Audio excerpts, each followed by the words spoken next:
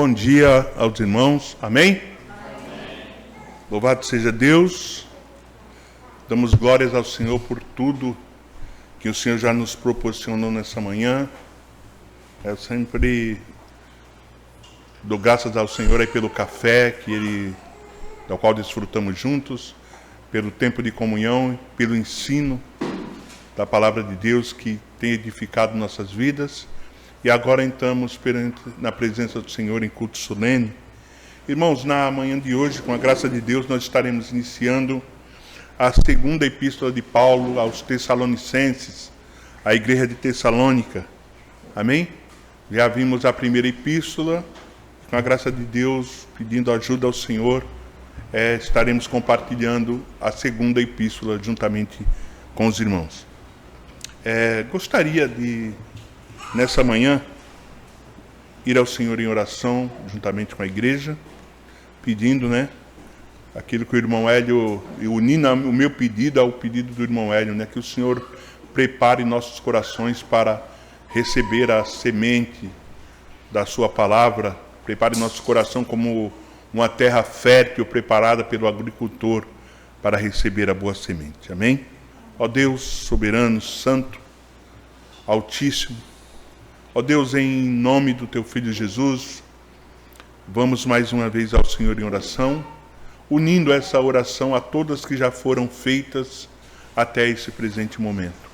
Ó Deus, nós sabemos, a Tua palavra nos afirma, e foi falado a nós hoje, que o Senhor habita no meio da Tua igreja, que a igreja hoje é o templo do Senhor, templo do Teu Espírito. Louvamos o Teu santo nome, Te bendizemos, ó Deus, e Te agradecemos por tudo que o Senhor tem feito em nossas vidas. Como também foi falado nessa manhã, nós sabemos que podemos pedir, podemos bater, porque o Senhor é o nosso Pai, e se pedirmos conforme o Teu querer e a Tua vontade, o Senhor atenderá. Porque não há filho que peça um pão para que o pai lhe dê uma cobra. Se nós, sendo os maus, Senhor, damos coisas boas aos nossos filhos, como o Senhor, que é bom, eternamente bom, não nos daria. Louvamos o Teu santo nome, Senhor.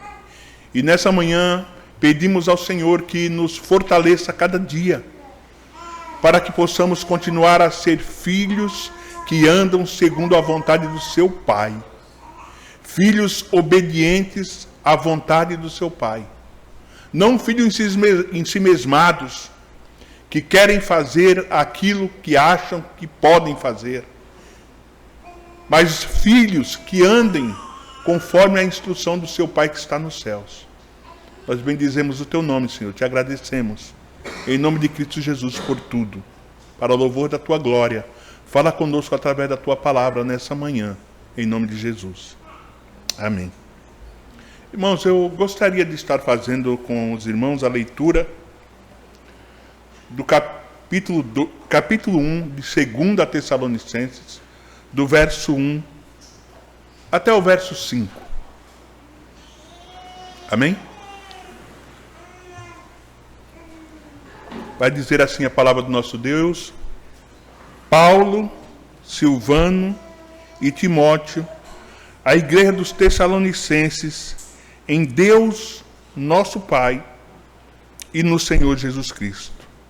Que a graça e a paz de Deus, nosso Pai, e do Senhor Jesus Cristo estejam com vocês.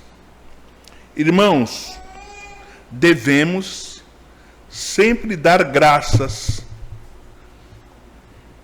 a Deus por vocês, como convém, pois a fé que vocês têm cresce cada vez mais, e o amor que todos vocês têm uns pelos outros vai aumentando.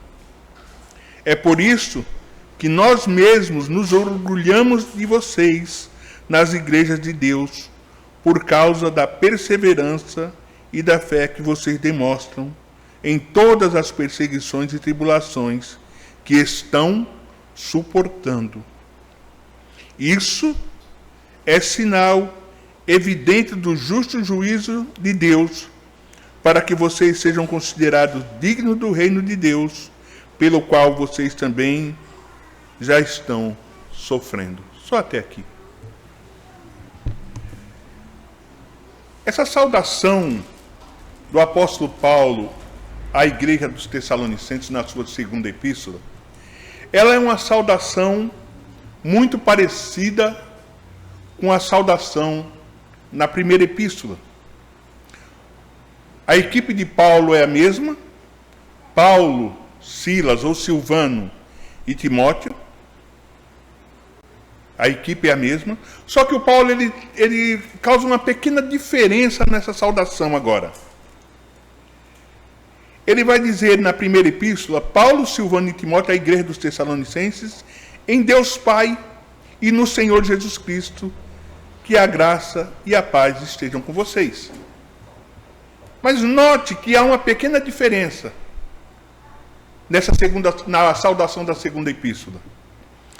Paulo, Silvano e Timóteo, a igreja dos Tessalonicenses, em Deus, nosso Pai. Na primeira, em Deus Pai. Agora na segunda, em Deus, nosso Pai. E no Senhor Jesus Cristo. O Paulo aqui, ele coloca essa questão do Deus, nosso Pai, e não apenas de Deus Pai, porque ele quer enfatizar para os Tessalonicenses que todos eles, inclusive a equipe de Paulo, a equipe missionária de Paulo, eles têm o Deus como o mesmo Pai. Ele diz a Deus, nosso Pai. O Deus que é nosso Pai é o Deus que é Pai de vocês também. Nós somos, então, filhos de um mesmo Pai. E ele coloca isso, irmãos, para mostrar para aquela igreja que, como a seguir ele vai dizer que esses irmãos estão sofrendo perseguições e aflições, que não é porque eles estão passando por perseguições e aflições que Deus também não é o Pai deles. Mas que esse Deus que é Pai de todos é aquele que permite que todas as coisas aconteçam e tem o governo de todas as coisas. E ele vai dizer no versículo número 2 que a graça de Deus nosso Pai, ele vai repetir de novo, a graça de Deus nosso Pai e do Senhor Jesus Cristo estejam com vocês. Irmãos, uma coisa que nós precisamos, ter em nossos corações é que todos aqueles que estão em Cristo e que são filhos de Deus, eles são participantes da natureza divina do Senhor. Tá? 2 Pedro, no capítulo 1, no verso 4, Pedro vai afirmar isso. Que o Senhor, ele nos chamou para sermos participantes da sua natureza divina. A graça e a paz que a igreja desfruta são provenientes dele. São provenientes de Deus. A igreja, ela desfruta da graça de Deus, ela desfruta da paz de Deus. Mas, pastor, se a igreja desfruta da graça de Deus e da paz de Deus, por que que esses irmãos, então, eles estão passando por tribulações e estão passando por aflições?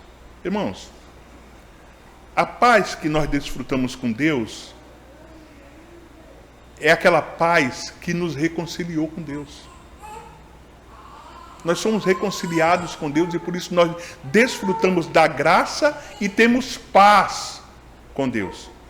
Isso não quer dizer que nós vamos ter uma vida de paz, de tranquilidade enquanto nós estivermos aqui. Nós precisamos entender isso, porque nós falamos a graça e a paz de Deus e nós vemos uma igreja de Tessalônica passando por tribulações, passando por perseguições, passando por aflições. Nós podemos ficar meio confusos. Não é verdade? Mas a graça de Deus está sobre nós, sobre a igreja, e a paz que nós desfrutamos é termos paz com Deus. Não somos mais seus inimigos, não somos mais inimigos de Deus. A graça de Deus, ela nos trouxe a paz ela nos reconciliou, fomos reconciliados com Ele através de Jesus Cristo. Então nós hoje temos o quê? Paz com Deus, estamos em paz com Ele. Ele é o doador da graça, que traz a paz, e essa paz, essa graça e a paz, ela traz salvação àquele que crê. Quando Paulo escreve a Tito, ele vai dizer, em Tito capítulo 2, versos 11 e 12, vamos lá comigo? Tito capítulo 2, versos 11 e 12.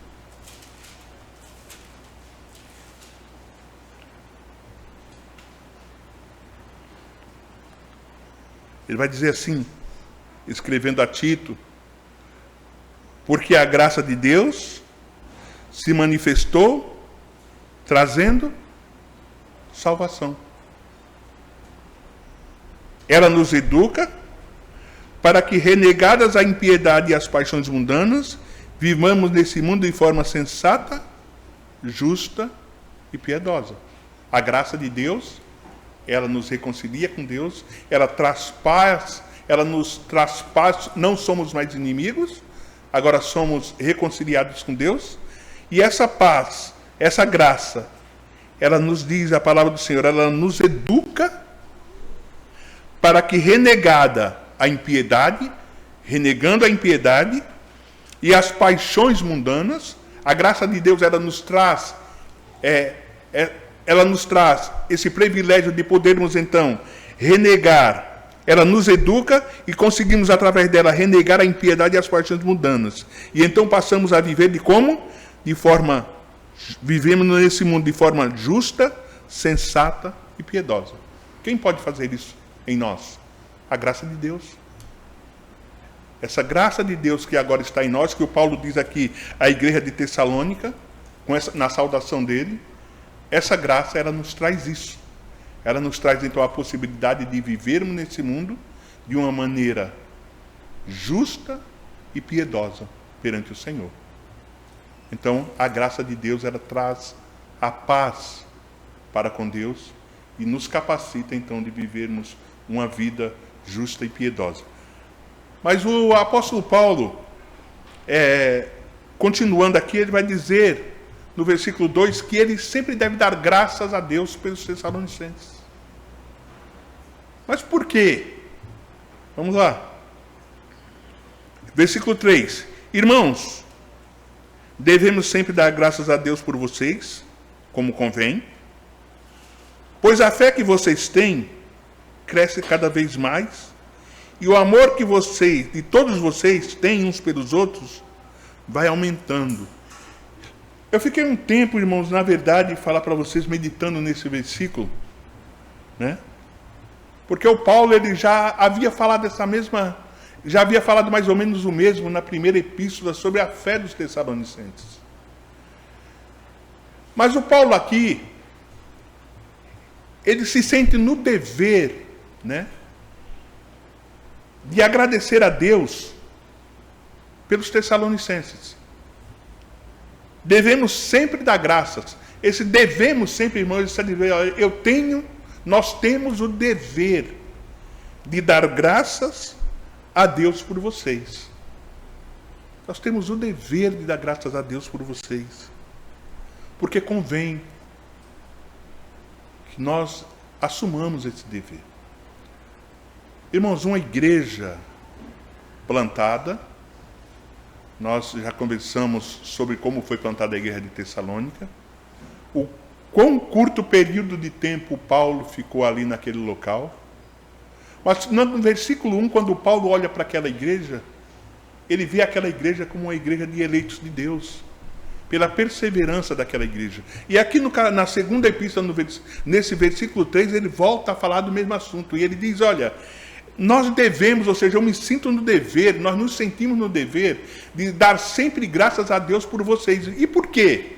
Porque vocês são uma igreja que estão enviando recursos missionários para nós? Não é isso. Paulo se sente no dever de dar graças a Deus pelaquela igreja, e ele diz que isso convém, pois a fé que essa igreja tem cresce cada vez mais. E quando Paulo ele coloca, irmãos, essa questão de uma fé que cresce cada vez mais, nós devemos entender que essa igreja é uma igreja que está passando por tribulações. É uma igreja que está passando por perseguições. É uma igreja que está passando por aflições. Então Paulo olha para aquele cenário que aquela igreja está vivendo, de irmãos morrendo, como ele escreve na primeira carta. Havia irmãos que estavam tristes, porque haviam irmãos que estavam morrendo por causa das perseguições. E o Paulo diz aqui, olha, que ele se sente no dever de dar graças a Deus, ele se sente constrangido a agradecer a Deus pela fé que aquela igreja tem.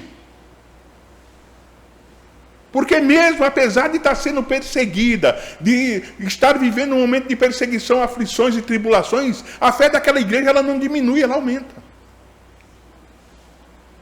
Ao ponto dele dizer, a fé de vocês tem aumentado e o amor por todos também tem aumentado. Ou seja, essas questões que estão acontecendo não está esfriando a igreja. Pelo contrário, está aquecendo. Está aquecendo a igreja. As perseguições, as tribulações e as aflições não estão esfriando a igreja, elas estão aquecendo. A fé dos irmãos está aumentando e a comunhão dentro da igreja também está aumentando. Porque o irmão olha para o irmão e vê o sofrimento do outro, e assim um fica olhando para o outro e falando assim, nós estamos no mesmo barco. E a fé deles aumenta e o amor também de uns para com os outros.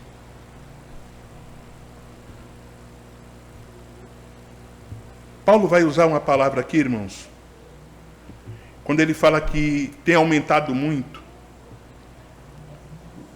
a fé deles tem aumentado muito, ele vai usar uma palavra, não sou muito bom aqui no grego, mas essa palavra se chama uperauxanó, que significa que a fé deles tem aumentado além da medida, além do esperado. E é por isso que o Paulo dá graças a Deus. Porque a fé daqueles irmãos, eles têm aumentado mais do que o que ele esperava. A fé daqueles irmãos tem superado todas as expectativas do apóstolo. De tão grande tem sido a fé daquela igreja. E uma coisa que nós precisamos entender, irmãos, é que a fé dos Tessalonicenses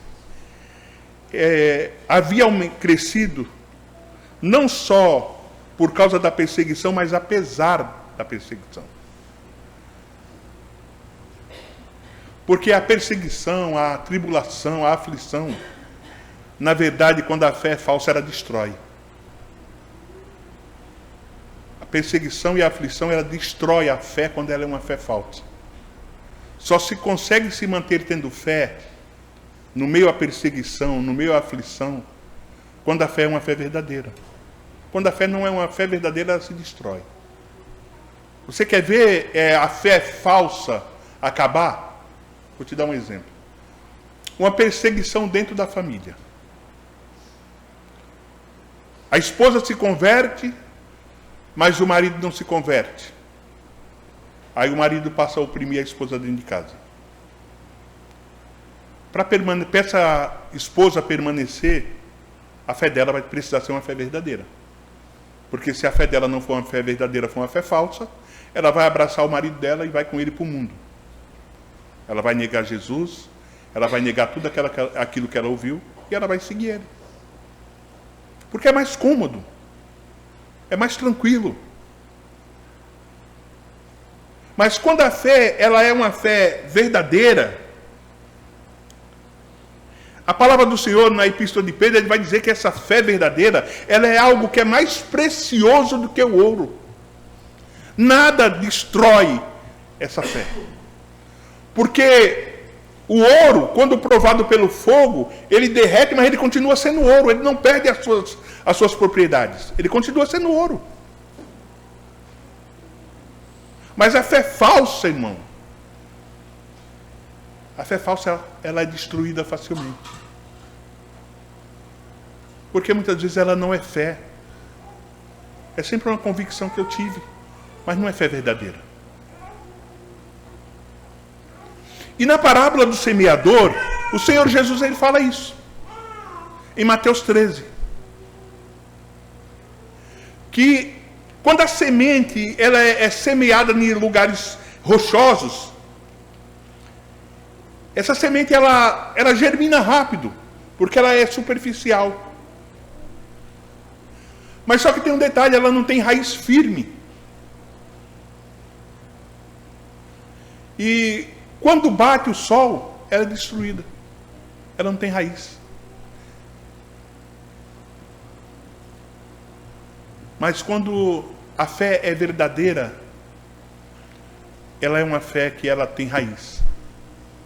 Quando a fé é verdadeira, ela é como aquela semente que o Senhor Jesus vai dizer na mesma parábola, que foi jogada em um terreno fértil, em um terreno bom. Então o Paulo, ele dá graças a Deus por aqueles irmãos, pela fé daqueles irmãos, porque a fé daqueles irmãos é uma fé que não tem raiz, que tem raiz profunda, perdão. É uma fé como uma semente que foi jogada num terreno de terra fértil. Mesmo vindo as perseguições, a fé daqueles irmãos não está sendo abalada. A fé daqueles irmãos, pelo contrário, ela tem crescido. Como eu falei, ela tem crescido além do que se podia esperar. Além do que se podia esperar. Não é aquele crescimento que o pastor esperava da igreja. É muito mais. É muito mais. Porque o Paulo vai falar na primeira epístola, para aqueles irmãos que ele via que aqueles irmãos eram uma igreja de eleitos de Deus. E verdadeiramente, irmãos, quando nós experimentamos o novo nascimento, quando verdadeiramente nós somos transformados pelo poder do Espírito Santo, quando o Espírito de Deus gera em nossos corações uma fé genuína e não uma fé superficial, e não apenas uma fé emocional, irmãos, aí nós nos olhamos e nos vemos como cristãos verdadeiramente preparados para servir ao Senhor. O que eu acho muito interessante é que, para muitos crentes hoje, o conceito de tribulação, de perseguição, de aflição é outro totalmente do que a igreja do primeiro século ela viveu. Totalmente diferente. Hoje, para nós, o conceito de perseguição de igreja é alguém bater na porta da igreja e reclamar do ouro porque o culto está terminando muito tarde. O conceito de perseguição de igreja hoje é um vizinho da igreja que liga o som alto. Para nós, hoje, esse é o conceito de perseguição de igreja, perseguição do diabo. Quando, na verdade, perseguição de igreja, irmãos, para esses irmãos do primeiro século, era morte. Era morte. Era morte por causa do nome de Jesus Cristo, não por algo de errado que eles estavam fazendo. Hoje em dia, nós vemos crentes vivendo do jeito que o diabo gosta, e quando alguém fala, é o diabo que está perseguindo. Quando, na verdade, irmãos, é o mau testemunho que está perseguindo muitas vezes. Esses irmãos aqui, a perseguição com relação a esses irmãos era perseguição para a morte, para matar. E tudo isso por causa de confessar o Evangelho de Jesus Cristo. Perseguidos pela sua própria gente, por seus próprios compatriotas.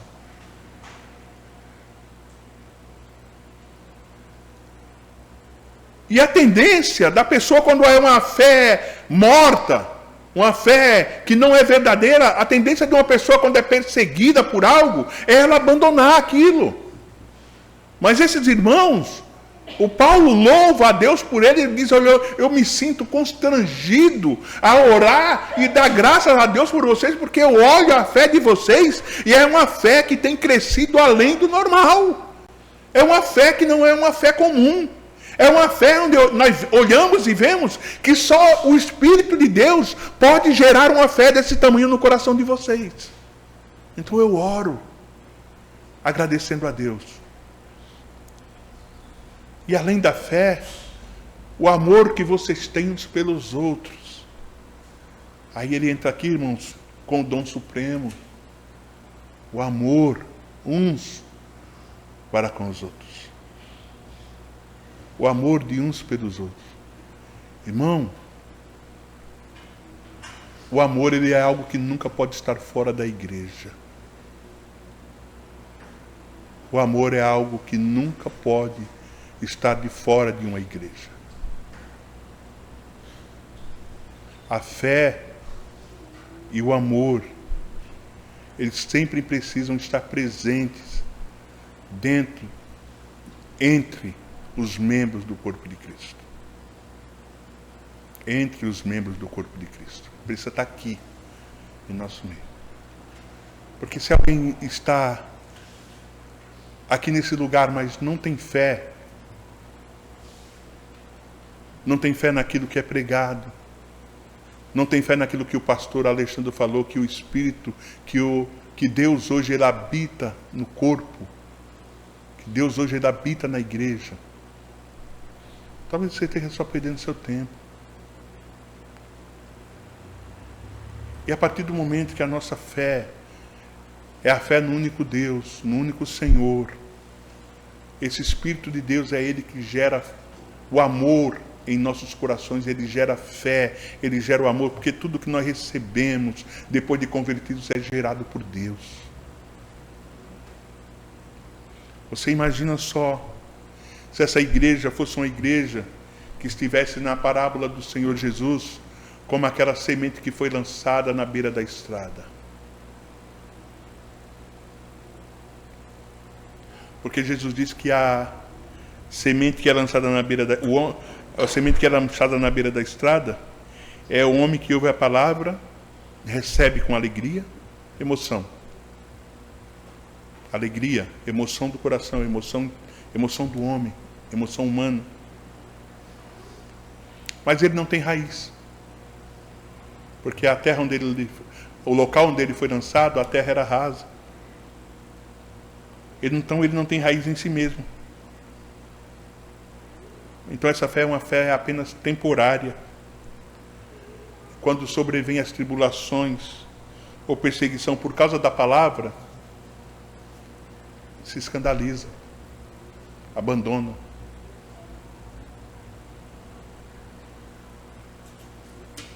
Mas esses irmãos, eles estavam sofrendo perseguições, aflições, e alguns até estavam até mesmo morrendo. Mas eles não abandonavam. Isso fazia com que a fé deles crescesse e a igreja se multiplicasse. Por quê? Raízes profundas, fé profunda, fé real, não fé superficial. Em Romanos 8:35 ao 39, o Paulo ele expressa a impossibilidade absoluta de que mesmo o sofrimento mais grave de todos, a maior perseguição, poderia destruir uma fé genuína. Vamos abrir em Romanos 8:35, é um texto bem conhecido, bastante conhecido, mas eu gostaria de ler com a igreja.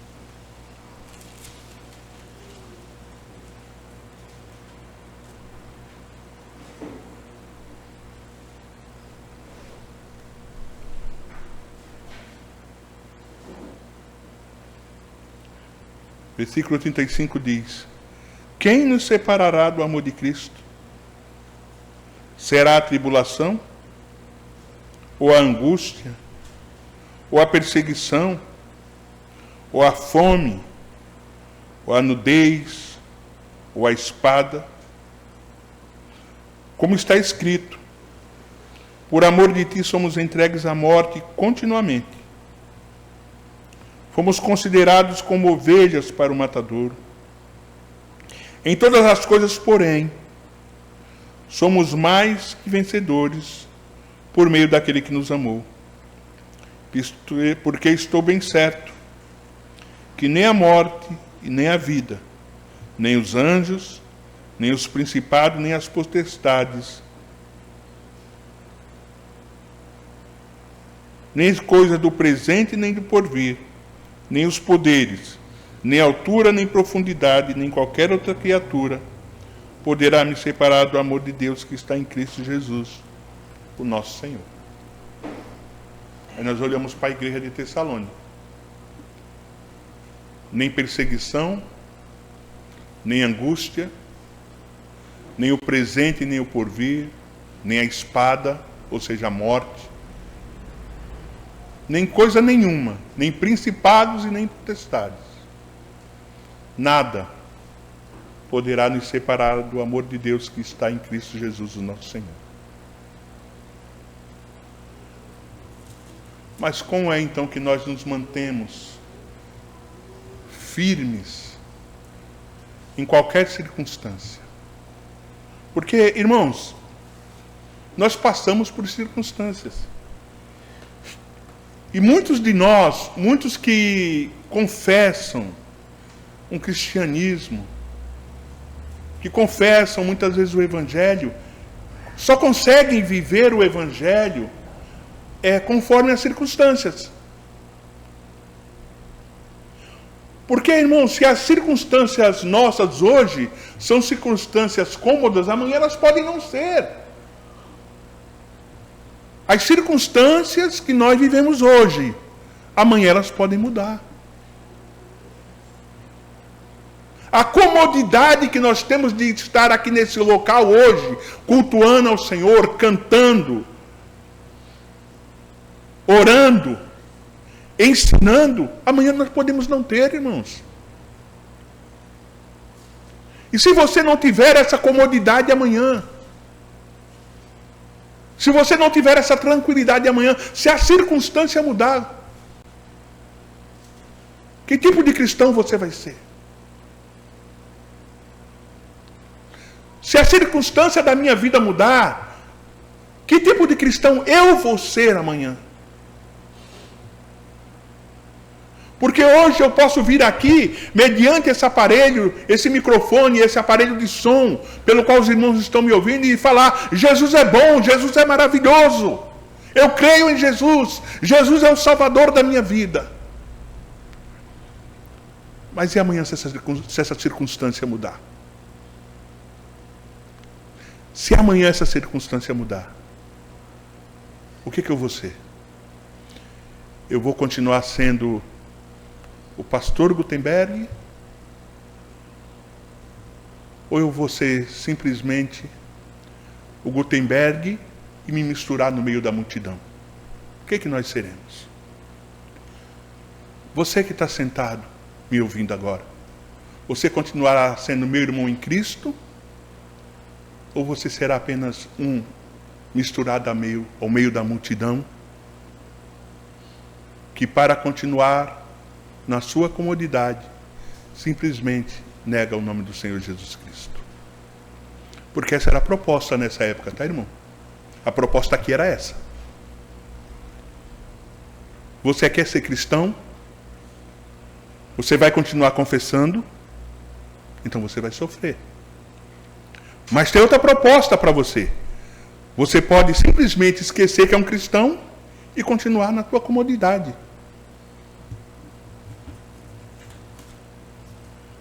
Mas o apóstolo Paulo, ele diz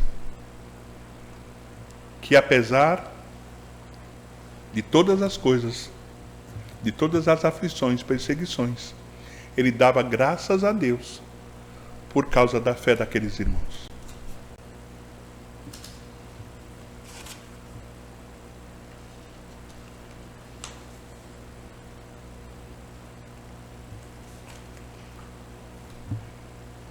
no versículo 5, irmãos.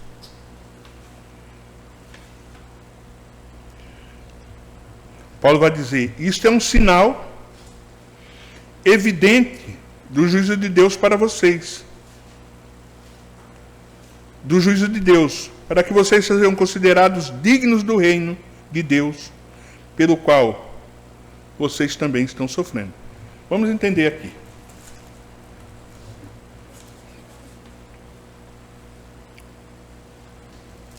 O sofrimento, irmãos, de forma alguma ele era a base da salvação daqueles irmãos, daquela igreja. Mas era uma evidência disso. Por quê? Por meio da sua purificação, a correção, o trabalho de purificação em suas vidas, Deus preparou para ser digno do reino, para através de muitas tribulações, nos importa entrar no reino de Deus. Essa é uma frase do apóstolo Paulo, em Atos 14, 22. Através de muitas tribulações, entrar no reino de Deus. Então, quer dizer que a salvação deles era porque, pelos méritos deles sofrerem? De forma alguma. A salvação deles era pelo fato deles não negarem o nome do Senhor e, apesar de todas as coisas, perseverarem e continuarem servindo ao Senhor com fidelidade. O apóstolo Paulo, irmãos, quando ele é espancado, ele apanha até a morte, até praticamente a morte em Atos, capítulo 14. Ele apanha ali na cidade de Icônio. Ele é deixado como morto. Daqui a pouco os irmãos chegam próximo, ele se levanta e sai com os irmãos. Seus perseguidores foram embora, deixando ele ali, achando que ele já havia morrido. Ele se levanta e segue com os irmãos. As palavras que ele vai dizer é essa: através de muitas tribulações, nos importa entrar no reino dos céus. Ou seja, para nós, o importante, acima de qualquer coisa, é entrar no reino dos céus. Para aquela igreja, a perseverança deles, né, aquilo que eles estavam passando, produzir. Irmãos, a palavra do Senhor, ela nos diz que a tribulação, ela produz a paciência, a perseverança, a fé.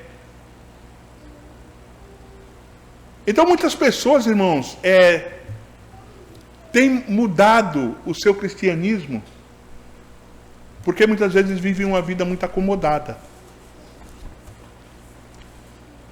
E muitas vezes o cristão, quando ele está muito acomodado, ele parece que ele se esquece, né?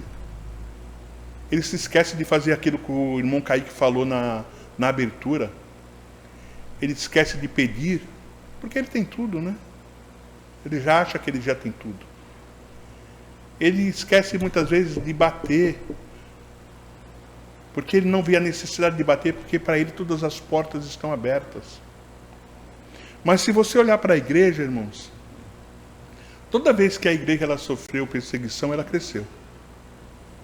Todas as vezes na história do Evangelho que a igreja sofreu perseguição, ela cresceu. E esses irmãos aqui, eles estavam crescendo em espiritualidade por causa das perseguições das quais eles estavam sofrendo.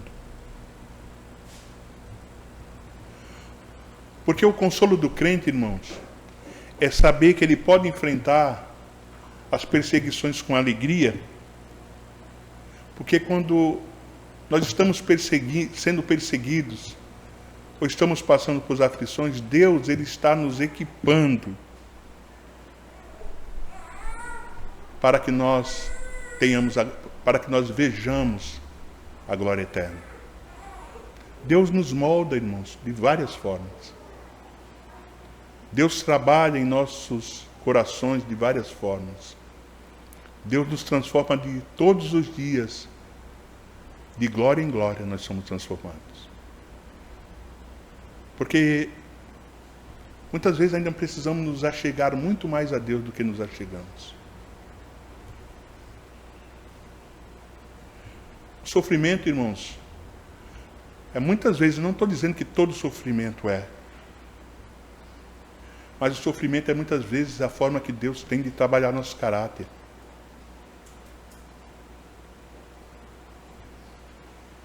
Trabalhar nosso caráter para um propósito eterno. O crente, irmãos, todas as pessoas sofrem. E em todos os sofrimentos há um propósito. Não existe nada sem propósito. Não existe nada sem propósito. E o propósito, ele nos molda. O sofrimento, ele nos torna mais fortes. Muitas vezes o sofrimento, ele nos aproxima mais de Deus. Se a nossa fé for uma fé verdadeira, se a tua fé for uma fé verdadeira, não vai ser o sofrimento que vai te afastar do Senhor. Né? Porque você já percebeu que tem pessoa que ao primeiro problema, a primeira coisa que ele faz é espanar? Porque não é uma fé verdadeira, irmão. Quando a nossa fé é verdadeira, quando nós estamos com raízes firmadas no Senhor, irmãos, o sofrimento, ao invés de nos afastar, ele nos aproxima mais. E, de novo, citando a abertura do irmão Kaique. Quando a nossa fé é verdadeira, e nós estamos passando por aflições, o que é que nós fazemos? Nós buscamos ao Senhor. Nós batemos até encontrar. Nós clamamos, nós nos ajoelhamos, nós vamos ao Senhor em oração. Ao invés de orar menos, nós oramos mais.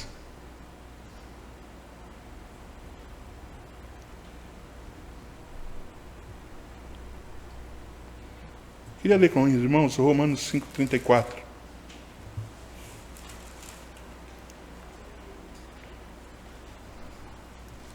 Perdão, Romanos 5, versículos 3 e 4.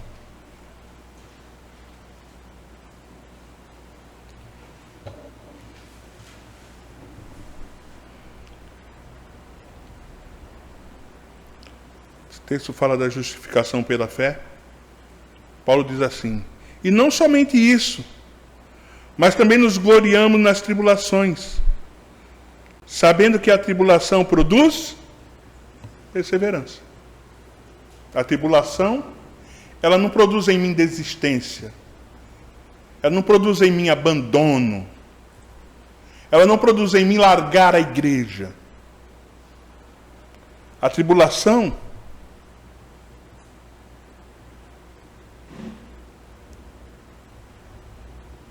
sabendo que a tribulação produz perseverança.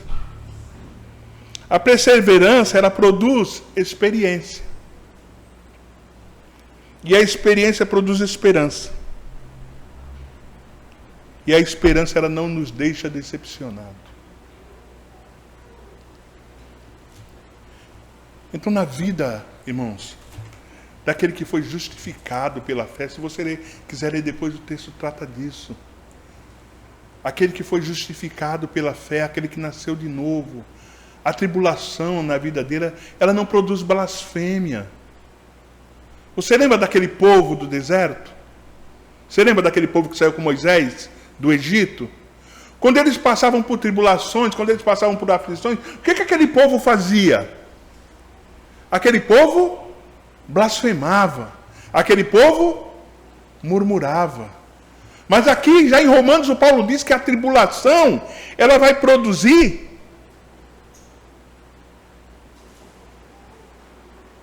perseverança.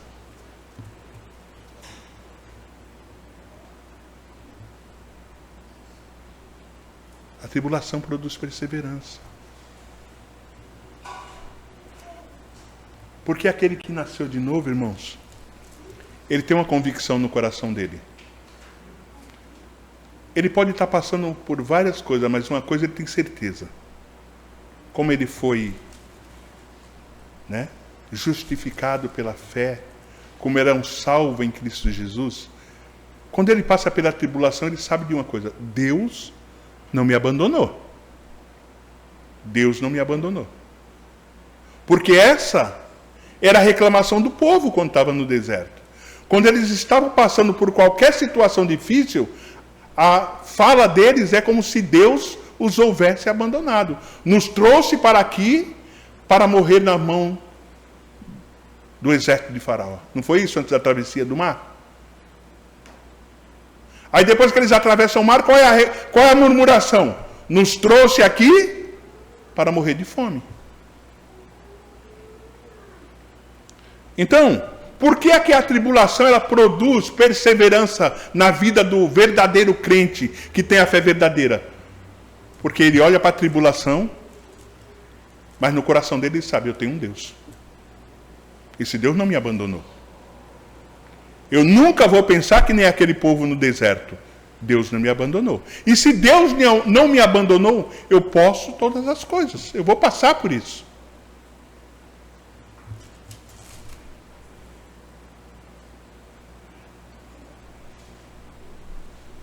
A tribulação produz perseverança, e essa perseverança ela vai produzir experiência. Não é que ela vai te deixar vai te deixar experiente, não, ela vai produzir experiência com Deus. Tá? Essa perseverança, irmão, ela vai te levar a ter experiência com Deus, a experimentar de Deus. Você está na tribulação, você persevera e você experimenta de Deus. Vai produzir experiência. E essa experiência com Deus, sabe o que ela vai fazer com você? Esperança no coração. Qual é a esperança do crente? A vida eterna. Ela vai te dar convicção, ela vai te firmar mais ainda. Isso estava acontecendo com a igreja de Tessalônica, irmãos. Aquela igreja que estava passando por tantas tribulações, mas a fé não diminuía, a fé aumentava. Como o apóstolo Paulo diz, a fé de vocês tem aumentado além da conta, além do que se era de esperar. Por ser uma igreja nova, talvez não fosse de se esperar que esses irmãos fossem crentes tão firmados nas promessas do Senhor. E que lição que nós tiramos aqui para nós? Quantas lições nós podemos tirar para nós nesse texto?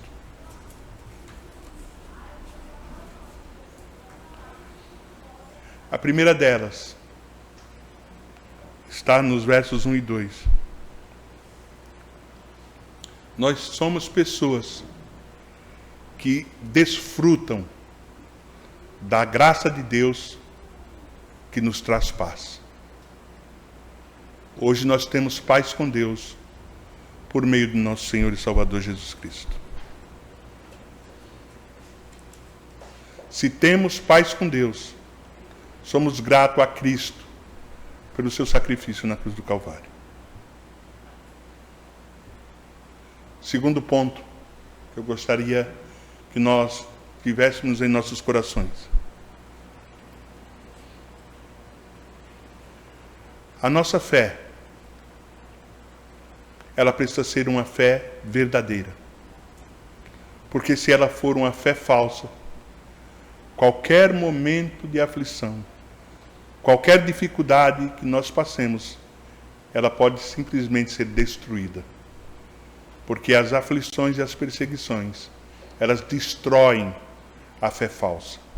Mas nada destrói a fé verdadeira. Não sei qual é o contexto que cada um de nós vivemos, não sei qual é o contexto que cada um de nós passamos dificuldades. Cada um na sua dificuldade, diferente um do outro. Mas independente da dificuldade que nós passemos, se a nossa fé for uma fé verdadeira, é ao Senhor que nós iremos. É ao Senhor que nós iremos. Porque quando nós lemos em Romanos 8:35, nada pode nos separar do amor de Cristo. Nem a perseguição, nem a espada, nem o presente, nem o porvir, nada, Nada pode nos separar do amor de Deus que está em Cristo Jesus, nosso Senhor. Porque se nós somos verdadeiramente ovelhas do Senhor, se nós formos verdadeiramente nascidos de novo, nascidos em Cristo Jesus, o Senhor Jesus falou em João 10, nada pode nos arrebatar da mão dele.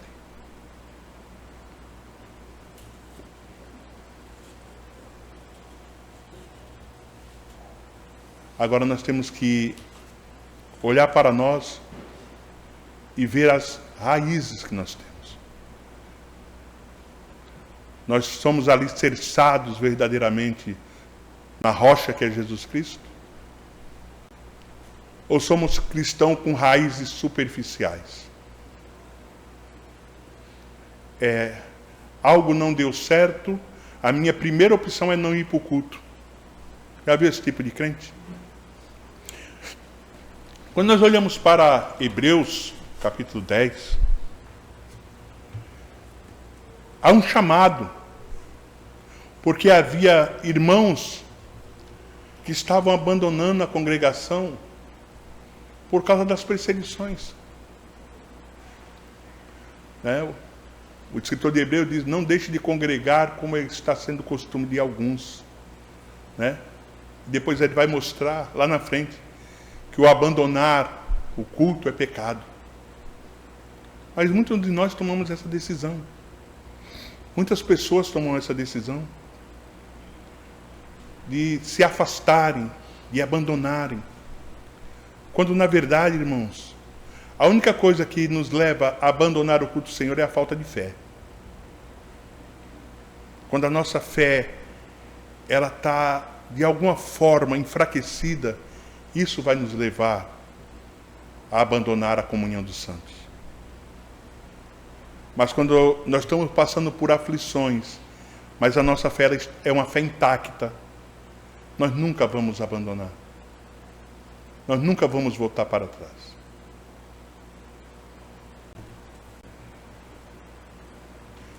E para finalizar, irmãos, não é porque você está sofrendo que isso é prova da sua salvação. Mas os tessalonicenses, eles evidenciavam isso. Por quê, pastor? Porque apesar do sofrimento, eles não negavam.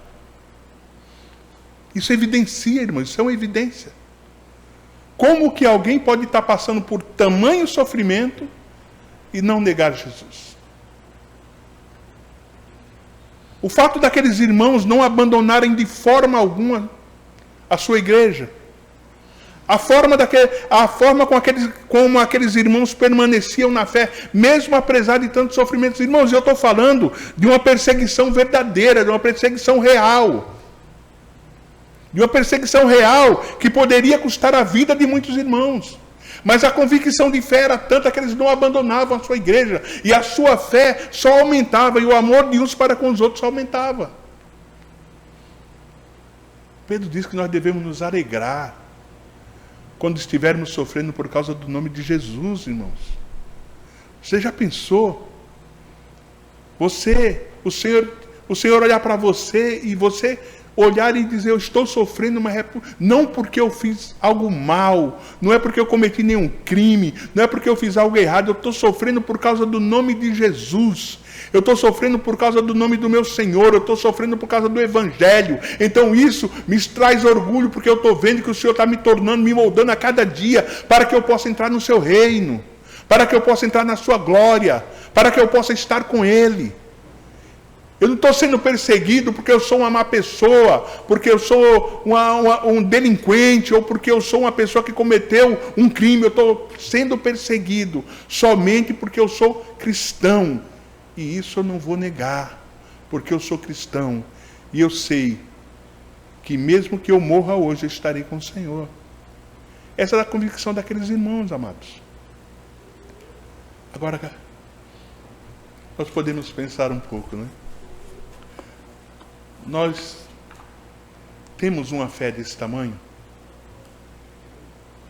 Nós temos uma fé desse tamanho? Porque precisamos ter, irmãos. Precisamos ter. Precisamos ter, porque amanhã a circunstância pode mudar. a circunstância amanhã ela pode estar totalmente ao contrário do que ela está hoje. Mas será que nós podemos dizer: nada me separará do amor de Deus que está em Cristo Jesus? E citarmos essa lista que o apóstolo Paulo cita: perseguição, espada, angústia, o presente, por vir, altura, profundidade.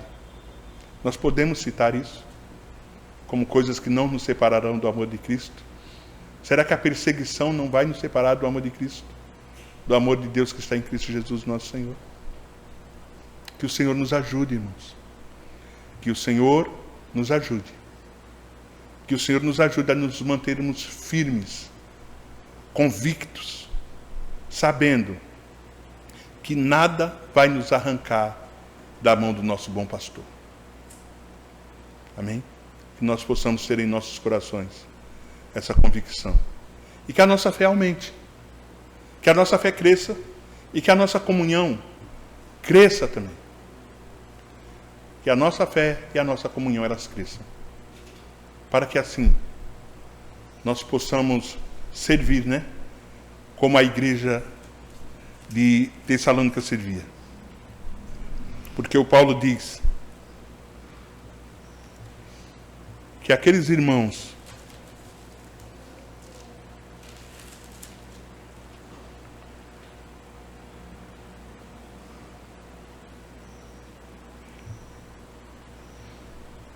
ele vai dizer aqui no versículo 5,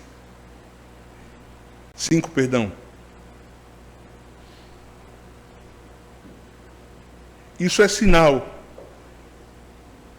evidente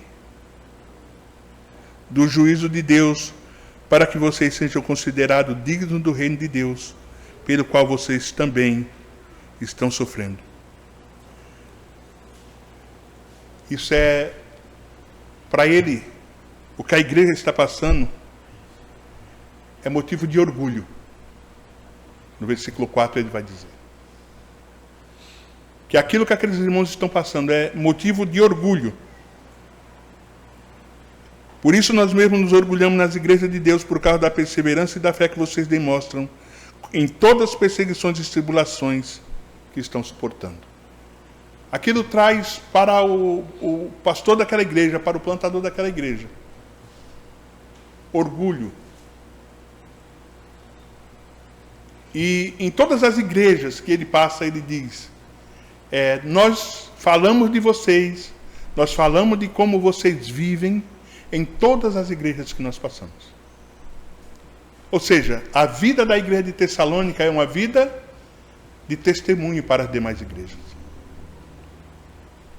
As coisas que aqueles irmãos estão passando, e mesmo assim a fé deles só aumenta, o amor deles só aumenta, é motivo de testemunho perante outras igrejas.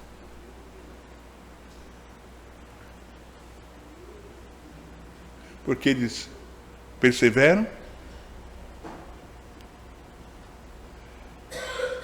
e têm demonstrado isso em meio a todas as perseguições e tribulações. Amém, irmãos? Que o Senhor nos ajude.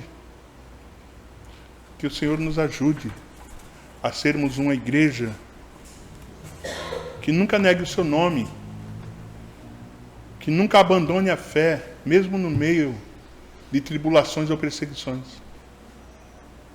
Que o Senhor nos ajude e nos sustente pela sua graça, pela sua misericórdia, pelo seu amor, e que cada dia nos conceda a graça para que nós possamos avançar dando testemunho do seu reino.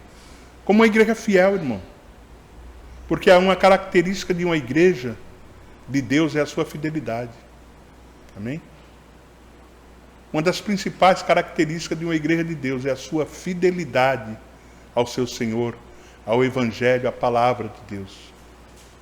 Não só na pregação, mas no viver. Porque não adianta a fidelidade à palavra, todo mundo nós dizemos assim: a minha igreja é fiel na palavra. Os pastores da minha igreja pegam a palavra fielmente como ela é.